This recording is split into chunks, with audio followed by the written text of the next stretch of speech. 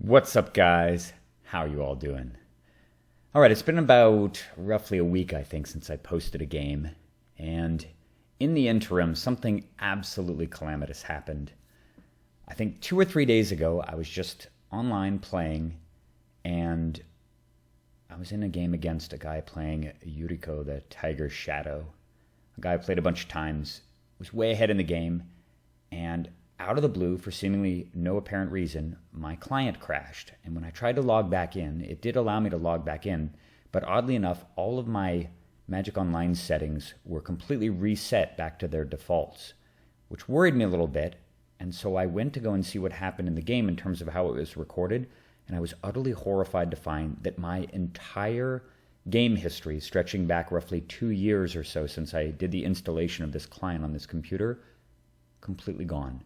Every single game, all 980 or whatever, even close to 1,000 of them, the record of all those games was lost for good. Poof, up in smoke. No explanation, just lost. And on top of that, actually, the entire install was corrupted. I couldn't actually get the game to play. It kept giving me fatal errors.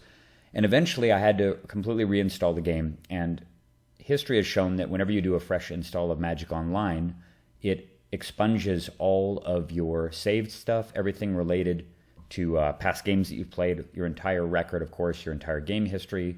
All of the actual games themselves are saved locally on the client, as far as I know. There's no record. So every single archive game that I've ever played, gone forever. The only thing it remembers, fortunately, are the actual deck lists, because those are saved server side. So I know that I teased some other games, some losses that I said were worthy of recording, as well as a number of wins. I had about 7 games in the pipeline that I was going to do videos for.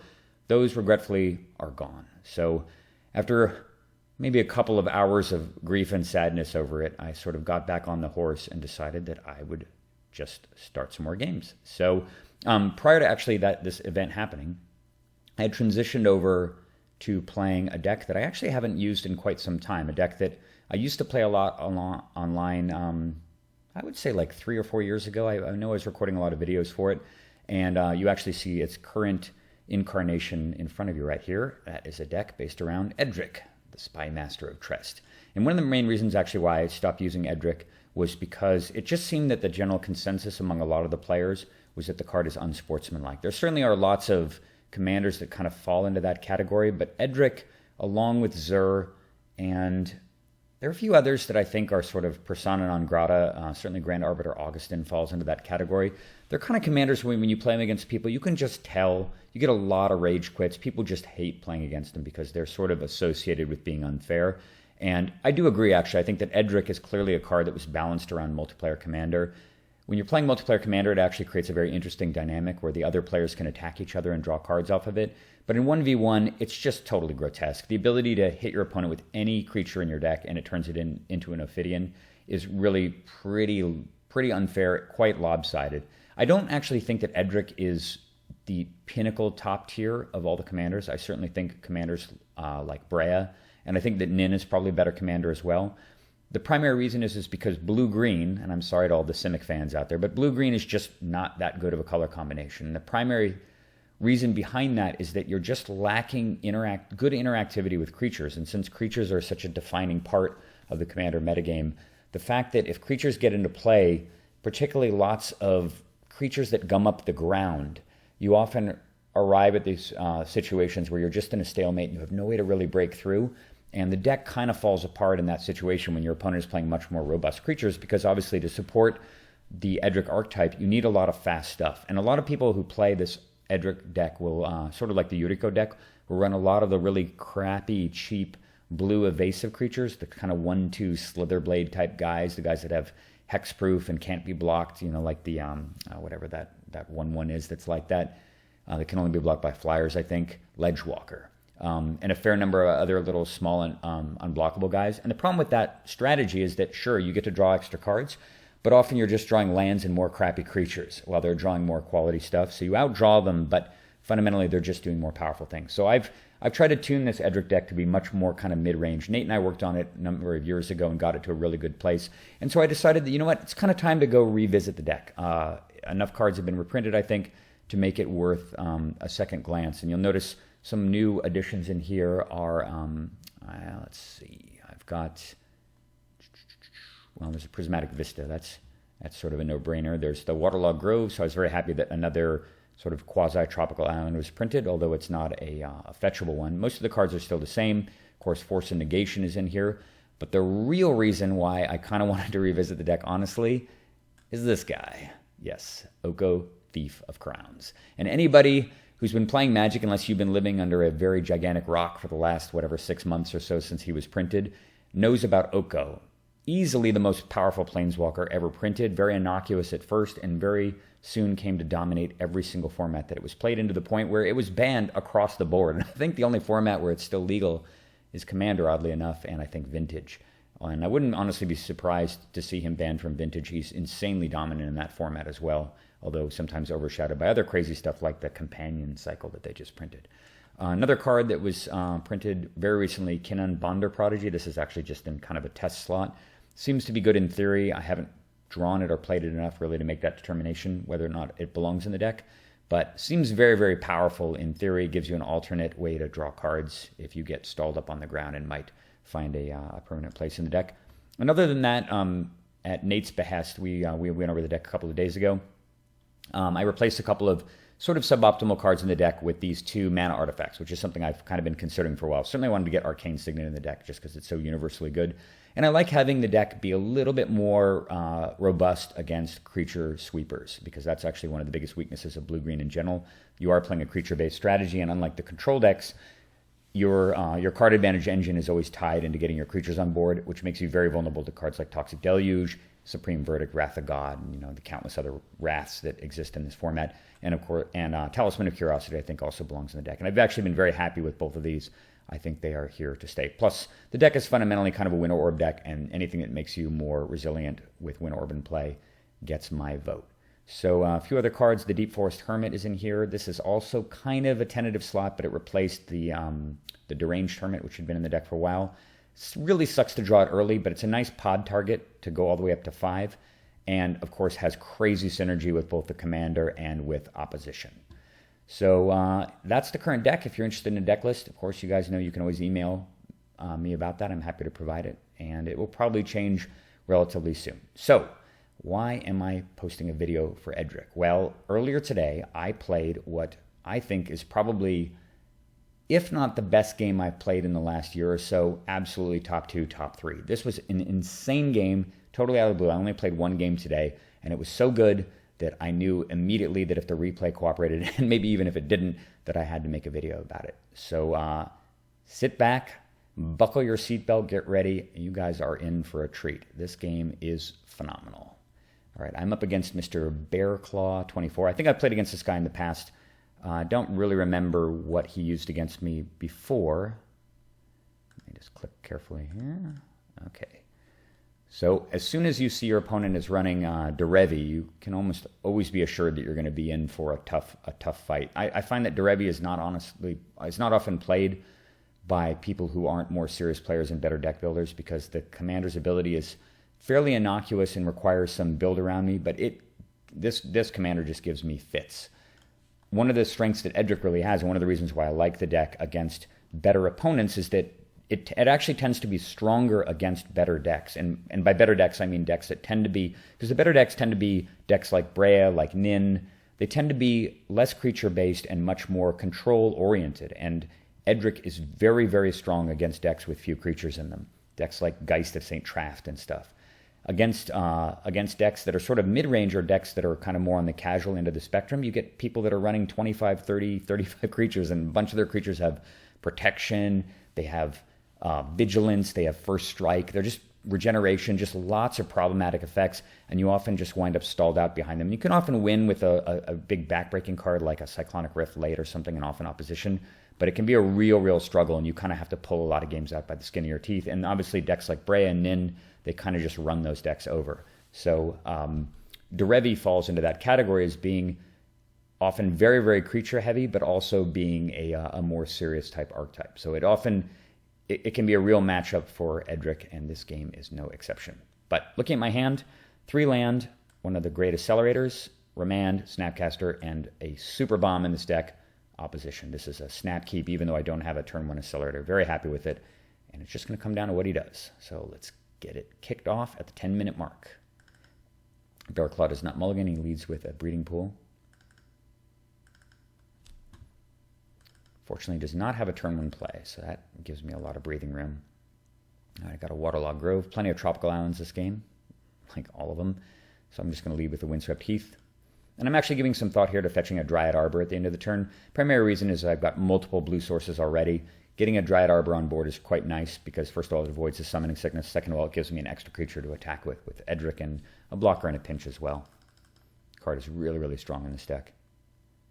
All right. So here, my troubles began. Turn 2 island. Soul Ring. Bad enough. Yeah, guys. That's a Rhystic Study, turn 2. I have 1 land in play. He has 4 mana in Rhystic Study. Oh my god.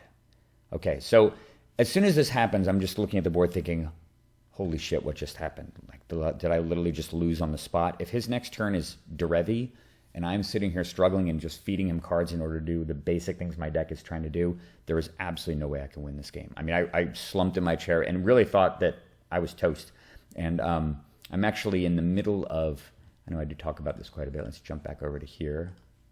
Sorry to interrupt the action. You can see this is since my entire game history was purged.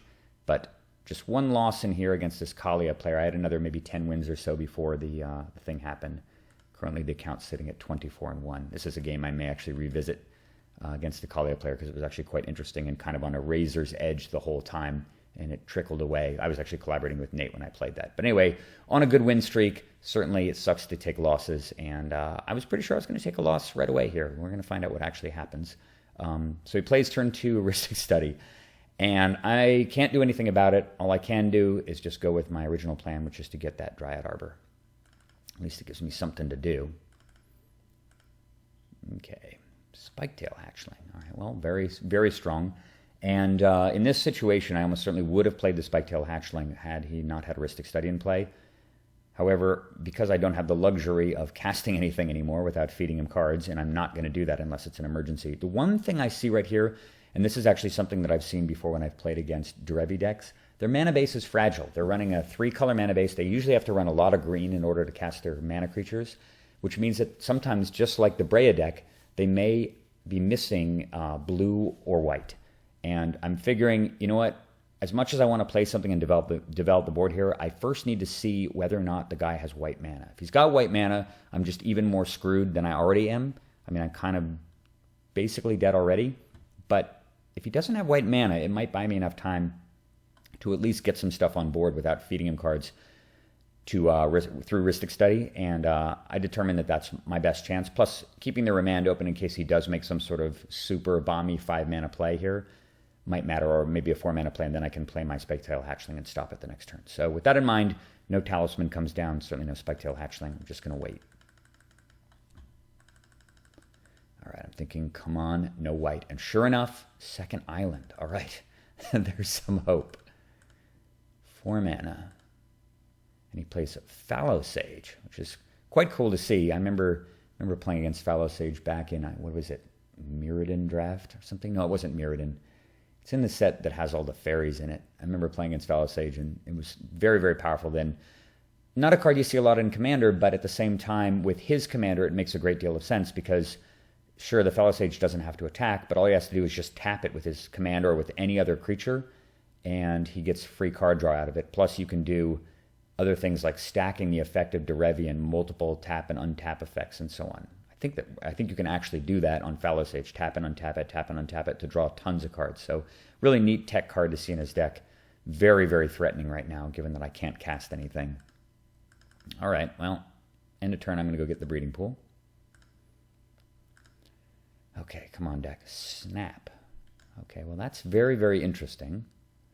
I'm going to go fetch another island right here. So every turn of this is truly walking on a tightrope. I know he doesn't have white mana. He's going to draw cards through Fallow Sage no matter what I do. And so I figure, well, it's better that I probably let him draw a card while I'm developing my board than I let him draw cards simply by attacking. If I can't stop it, I might as well develop the board here. So with that in mind, I decide I'm just going to try to slow him down, just going to make a tempo play, and that means snapping the Fallow Sage and paying for Rhystic Study and following that up with the Spiketail Hatchling to hopefully blunt a big bomby thing that he might do on the following turn. I mean, ideally, he just replays his 4-mana guy that doesn't immediately have an impact. Unfortunately, this does mean that I have to let him draw, because regretfully, even though it essentially costs 3, Snap only untaps 2 land. So here you go, Bear Claw. Have a card. Sigh. Anyone who's ever played Commander and has had this card land early in a multiplayer game probably hates it as much as I do. This card is, it's so utterly insane in multiplayer that I feel like it is definitely should be in that sort of ban-worthy category. I mean, obviously there's lots of other cards like Winter Orb, for example, that aren't banned.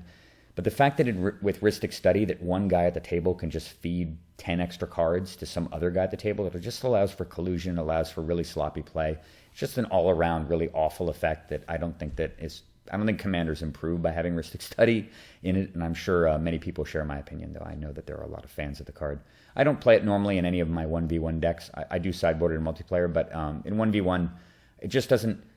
It obviously has a lot of upside, but I don't like to play with cards that are really, really bad late in the game, and Rhystic Study sort of fits into that category. It's just a completely dead card usually later in the game, though it is so nuts early. I mean, this card is like Arcane Laboratory for your opponent, that occasionally just cantrips as well, or cantrips multiple times. Because there's no way in hell you're playing multiple cards early, probably not until turn 8 or 9, without letting them draw at least one card. So, really, really unfair effect. Spiketail comes down, no resistance. I'm feeling a little bit better, not much. I'm so glad to have another land in play. And look, he misses. Even after drawing a card, he just has a second green. Still no Derevi. The gamble paid off, and all he's got is Fallow Sage and 2 mana. Okay, still got a chance here. Venser is very interesting too. All right, happy to see that. So there's so many different things I can do here. I can play Talisman of Curiosity and just try to develop my mana so that I can work around the Rhystic Study a little bit. I can sit on Remand and try to do something like Snapcaster Snap or something, but the Rhystic Study just kills all of these plays. There's just so little I can actually do. And so after thinking about this a lot, I had no interest I wasn't going to slam opposition here, primarily because I just value the Spiketail Hatchling too much. And if I slam opposition, if he has a counterspell, sure, I can get it into play, but I have to sack the Spiketail Hatchling to do that. He will draw a card anyway. Then if he gets his commander online, all I've got is 1 Dryad Arbor. He's fully untapped, and it's going to draw him an extra card. And if he gets his commander, the opposition's not going to do anything anyway. So I'm electing... I know this card is super powerful against him. He hasn't played any enchantment or artifact kill yet anyway. So I kind of feel that opposition's going to be my late game strategy in the way that I'm actually going to be able to win this game in the long game if I can catch him with his pants down with it at the right time. So I elect eventually to just cast my Edric. Seems to make the most sense. If he's got a counterspell, he's got a counterspell. It goes away, but at least it frees up the opportunity for some of these other effects to resolve. And if it doesn't get countered, well, hell, I get to attack with Spiketail Hatchling and draw. Sure enough, it works. And I draw Nature's Claim. Oh my God, so perfect. I seriously, I did a fist pump when that showed up. It was just basically the perfect card. I can't think of a better card to draw right now. All right. Well, Fallow Sage is going to be able to attack. He's going to go up to a 7-card hand or 6-card hand. Here it comes. And I gave no thought whatsoever to blocking here. I know that he gets to draw. He's kind of not going to be able to stop him from doing that anyway. And I feel that the Edric is too important, channeled through Spiketail Hatchling, and just threatening as a general thing for me to trade, even though it means that he gets to draw continuously every single turn. So I take the 2. He's tapping 5 mana. I'm thinking, what is this? Seedborn Muse. Oh God. All right. Ugh. Well, so much for the opposition plan, and of course he's got an extra mana to pay for it due to having Sol Ring in play, so I can't use my Spiketail to stop that. That is going to massively complicate things. It untaps his board. It means that he will get extra uses out of the Fallow Sage. And he's got counter magic and can do whatever he wants on his turn. And I draw Mana Leak, which is very, very timely. Unfortunately, a turn too late to stop Seedborn Muse. And I still at least have the ability to attack with my Spiketail Hatchling. So I'm thinking through the different options here. And I decided first thing that I need to do is just attack with Spiketail and hopefully hit another land, because it does free up a lot of good choices. Edric draws. And gets, oh my God, so good. Hinterland Harbor. Every single card here matters. Every turn matters. This game is truly hanging on a knife's edge. So a lot of choices here again. I can play Talisman of Curiosity. and develop my mana, but it costs 3, which means I still can't play 2 cards in 1 turn. And I'm thinking, I kind of get this feeling, based on the fact that he played Seedborn Muse here, that he's got something powerful to do at the end of my turn. I'm not really sure why I had that sense of it, but the fact that he played the Seedborn Muse over potentially other things in his hand when it didn't really immediately impact the board made me think that he might have another play here. And with that in mind, I decided that my plan here is to hopefully remand or mana leak whatever he does either at the end of my turn or on his main step, and then at the end of the turn, I'm going to get rid of Rhystic Study with the Nature's Claim, because I've got exactly enough mana to do that. So I just pass here. And he doesn't have another play, so the read was wrong, at least at this stage. All right, what's he doing? What's he doing? Holy shit. Opposition with the correct picture. And remind me, I've got to actually have to get the proper picture. I'm not sure why I don't have the Urza's, whatever that is, Urza's Destiny version of Opposition. I would like to have the new picture because this one is ghastly. All right, Opposition cast. That cannot resolve. So I get to pay Mana Leak. I get to play a mana, or I should say I get to cast Mana Leak and pay for it. I'm so happy to have the Snapcast or the Spiketail Hatchling in play, because it's very, very unlikely that he would have a counterspell here. Well, I guess there really isn't anything. He could have Spell Snare. I guess he could have Spell Snare. That's the one card that I wouldn't be able to stop with Spiketail Hatchling. If it's something like Spell Pierce, I can pay 2. If it's any type of 2-mana counter, I can just sack the Hatchling. So I pay for the Rhystic Study, and I stop opposition. 1 deadly backbreaking effect defeated. These guys both come in. He gets to draw another card. And I decide with the draw on the stack, given that he didn't pause and it didn't really feel like there was much opposition, that I'm going to just claim away the Rhystic Study right now, because I don't see any long-term game plan for winning here with that card out. As much as I hate Soul Ring, Rhystic Study just way, way too good. All right, he's up to 6. Please no white mana. Please no white mana. Nothing. Wow. All right. Unfortunately, there's no getting through even though he attacked due to all of his permanents being untapped. Regrowth. Okay. It's not bad. Gives me an out against this Seedborn Muse. Remember how I was talking about how you need to come up with janky solutions to creatures with this deck? Well, this is the kind of thing I'm talking about, is regrowing Snap and dealing with Snapcaster Mage. Obviously, I've got Venser, but I can't protect the Venser right now. Don't really have a lot of choices. At least I can still attack with Spiketail. Spiketail charges in. I really just want to hit another land here. Yep, I'll draw. Deseret. Wow. Tremendously, tremendously powerful. This is one of the strongest combos in the whole game, or the whole deck, because obviously opposition is just opposition, and Tezzeret gets Winter Orb. And Winter Orb opposition is the lockdown, and one of the most powerful 2-card combos that you can do in all of Commander. But I'm miles away from being able to play that. He's got 3 blue mana untapped and 6 cards in hand, so that's going to be our long-term strategy. Let's just see what happens. So post-combat, I'm thinking for a bit here, and I decide it's just time to develop more mana. This gives me the ability to both Snapcaster and Mana Leak, Snapcaster Snap, or just Remand if necessary. Remember how I talked about backbreaking end-of-turn effects? Here's one. Teferi, Mage of Zhalfir. Whew. Fortunately, it requires him to tap all of his blue mana to do it, but of course this is just a no-brainer, and I have exactly enough mana, and thankfully I got Rhystic Study off the board. I can Snapcaster and Mana Leak this. So nice. So very nice. All right, Teferi defeated. 2 totally insane cards, plus Rhystic Study dealt with. All right, what you got? Oh boy, white has arrived. Well, it's just got a hell of a lot harder. So he plays Derevi, and I'm thinking, okay, well, what's he going to do? He's probably going to, I expect he'll tap down maybe Edric or tap the Snapcaster, which means that I have to choose between blocking with my Edric or letting him draw or keep his Fallow Sage around after he attacks with it, which is quite a dilemma, actually. But he actually targets his Plains, which I found fairly interesting. And then I see why, because he has Riptide Director and he needed the mana available to work around Spiketail Hatchling, which makes a lot of sense. This is a neat card in his deck. Draw a card for each wizard you control. Completely bonkers when you get to tap and untap it multiple times a turn, considering that Derevi is a wizard. And I know that because I've stolen it a number of times with Nin, and also with Azami. No resistance for it, though. Of course, it's going to come down. I can't really deal with it right now. And the Fallow Sage comes in. I was begging him to attack with the Seedborn Muse so I could double block, but he clearly saw that that was not a good attack. gets to draw a card here, and I'm going to, in a heartbeat, trade the Snapcaster for that thing. Okay. Whew. Multiple things to solve here. Seedborn Muse, untapping all of his mana. It's going to allow him to use the Riptide Director twice a turn and draw 4 extra cards. That thing can't stay. What can I do? I can't even attack with Spiketail. I just need to draw more mana.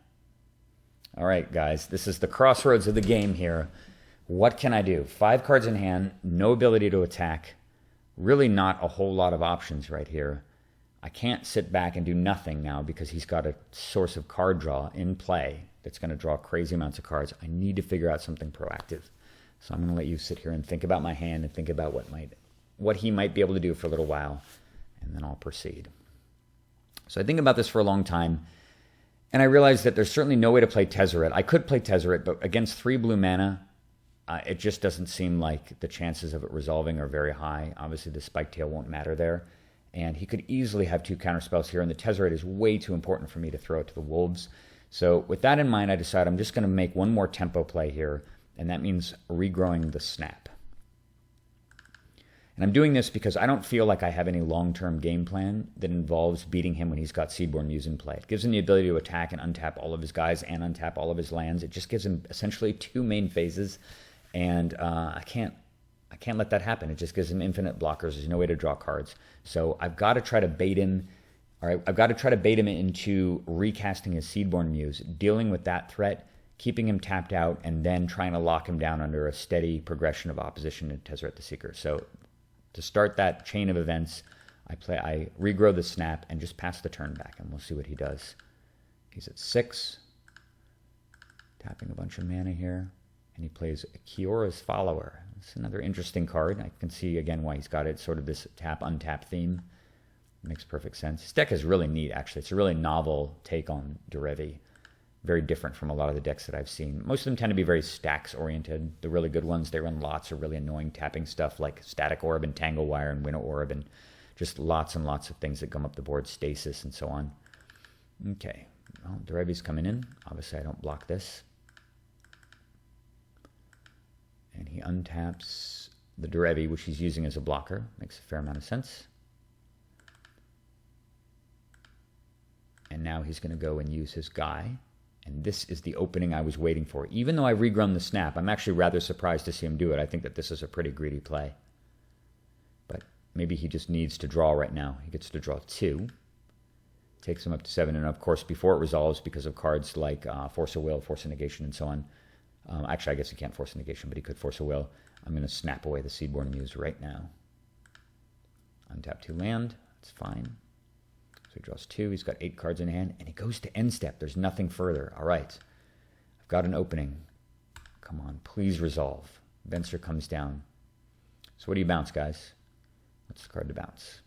Is it this thing? Is it that thing? Is it land? No.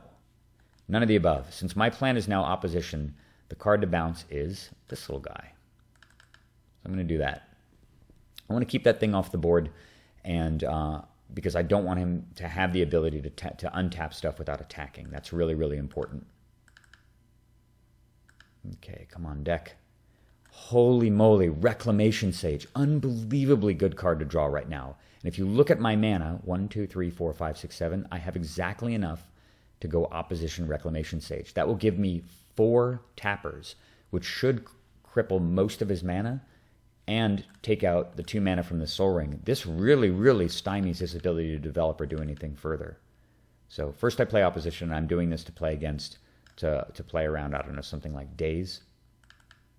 And that gets through. And I'm thinking, come on, resolve, don't have a counter. And he doesn't. Yeah, and obviously if I play opposition, he's got something like Force of Will or Force of Negation. I've got Remand too, to stop it. All right, down goes the Soul Ring. Of course I use the ability. It's so funny it even asks you if you want to do that. I guess it's just because if you happen to target one of your own things, you can say no. All right, no temptation to tap his guy and attack to draw 2. That's just not on the menu. I've really, really just got to try to get the lockdown here. So I tap his white, tap his Breeding Pool. He taps for mana. I go to his draw step to drain that mana away. I'm really hoping, like, please draw with Riptide Director.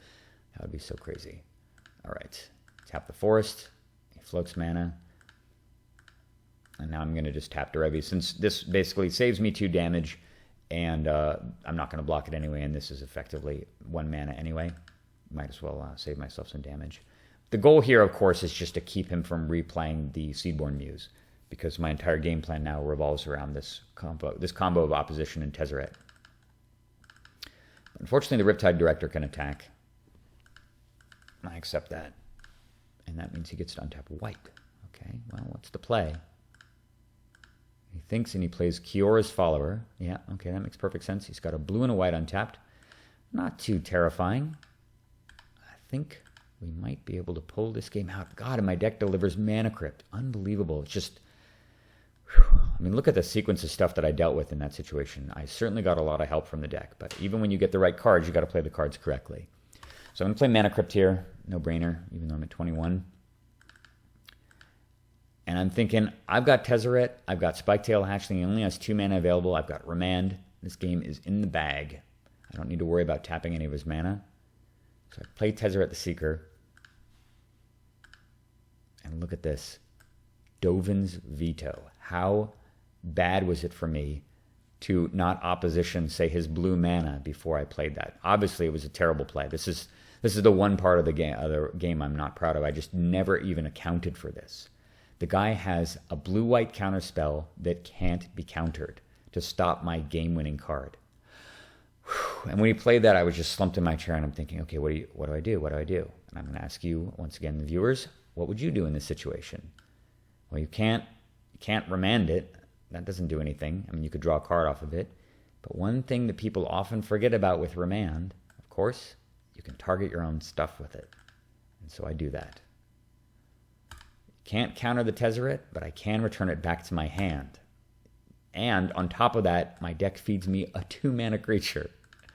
Amazing. All right. Bloom Tender comes down. I have 5 opposition creatures. Okay, so during his upkeep, I'm going to lock down some of these lands. I'm not going to tap Kiora's Follower, obviously, because he can use it in response. I've just got to cripple some of his mana. He floats again. I go to draw step. Continue to tap green mana. And at this point, I could continue to tap, right? I could tap 2 more land, but he would have free reign to attack with all 3. And if I tap down all of his land and he attacks me with all 3, then sure, these 2 are tapped, but he gets 4. And if he's got another land in play, or another land in hand, then he plays his Seedborn Muse. I guess I could counter it. Yeah, I mean, obviously there's a range of things you could have. You could certainly have mana artifacts and stuff. But what I really need to do right here is I need to figure out a way to stop him from hitting me to generate mana off Derevi while simultaneously locking down land. And the way you do that is by tapping the lands during the attack step after declaring blockers. So if he wants to go and attack with everything, I have the ability to multi-block. And so of course he doesn't attack with this because he needs it for mana. These 2 come in, and I can double block the Riptide Director, and then tap 2 land down.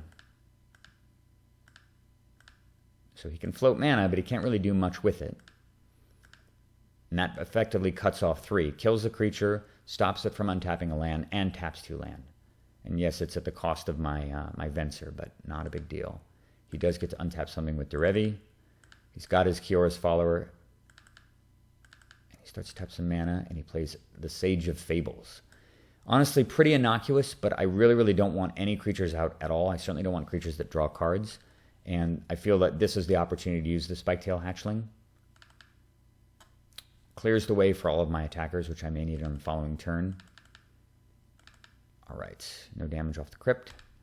Come on deck, Cavern of Souls. All right, not great. So the question is, how many creatures do I attack with? I definitely want to draw here. It's just a matter of what. And I decide that I want enough guys back with opposition to tap both creatures in whatever land he untaps here, since I've got Tezzeret. So I'm going to just attack with 1. Reclamation Sage hits. Draw. Jace the Mind Sculptor. Amazing. The deck just truly delivered. I'm going to name Elf off Cavern. Again, I'm leading with this. Tezzeret the Seeker comes down and resolves. And in retrospect, I think probably countering the Sage of Fables was a mistake, because basically he was completely tapped out, And if I have the Spike Tail in play, it does protect my next turn. But yeah, I just didn't want the creature in play. I really wanted the path clear. So I play Tezzeret and it resolves. And that means, of course, he's going to get paid a visit by bad old Mr. Polar Bear. Winter Orb comes down.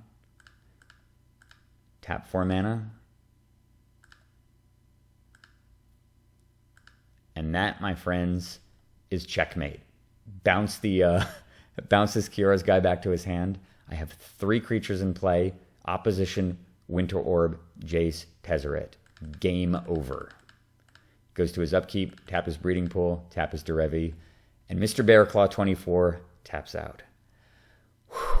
What a game. After that beginning, after the insanely crazy lethal stuff that I had to handle, him drawing cards unfettered, having to basically tiptoe around so many crazy effects, budgeting everything, my deck performing, well, I mean, I couldn't, exemplary performance from the Edric deck, not due to my play per se, but just due to it top decking the right cards. But I did force the board state, drew extra cards off the Spike Tail, which got me to these important effects in an extremely timely manner, and managed to pull out a game that I felt at the beginning was nigh unwinnable. I was certainly aided by him not drawing white, but I did everything I possibly could to prevent him from drawing into white lands, and it paid off big time. And the result is one of the greatest games I think I've played on Magic Online in ages.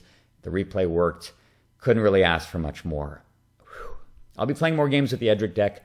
I've been having a lot of fun with it. It's definitely a bit of a change up from some of the other strategies I've been playing. Different from Omnath, certainly different from Nin and Brea. Hope you guys enjoy it. And yeah, hopefully the replays cooperate. Hope you guys like that one. And there will be more to come. See you guys later.